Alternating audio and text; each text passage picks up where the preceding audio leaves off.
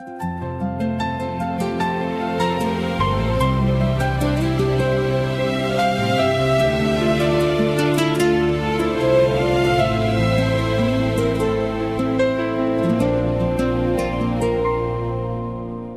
dos míos monegros, planura da mía tierra, que o cierzo airoso secute y la ardiente sol calienta.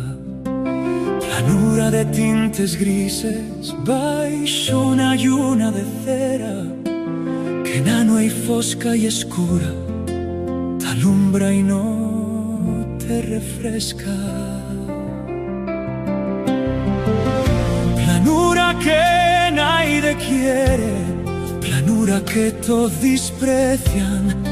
A tu quiero yo cantarte con a mía voz serena. Quiero citar en tus aires bellas estrofas cereñas. Quiero que as chens puedan ver as tuyas probes casetas, masadas con cheso y agua amarga, sudor y penas, os tuyos campos sedientos, que a primavera verdella y dora o sol de estío, caliente canción eterna de amor, esperanza y oro.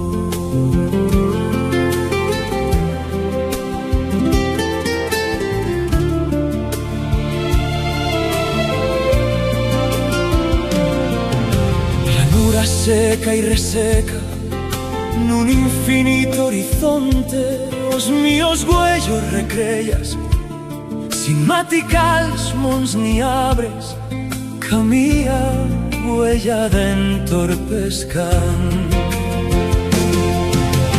Sangre de milenta añadas, ruixo as tuyas cosechas, sangre de mullers y homes que agora no son que tierra, aspra tierra dos monegros, gris roya y amarillenca, tierra de yo que no quieren, tierra de yo que desprecia.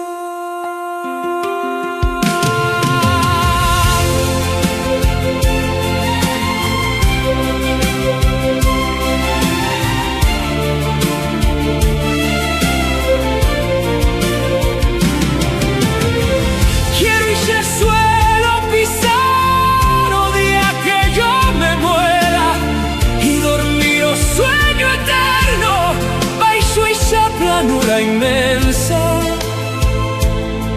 que o cierzo aceto castiga, yo bochorno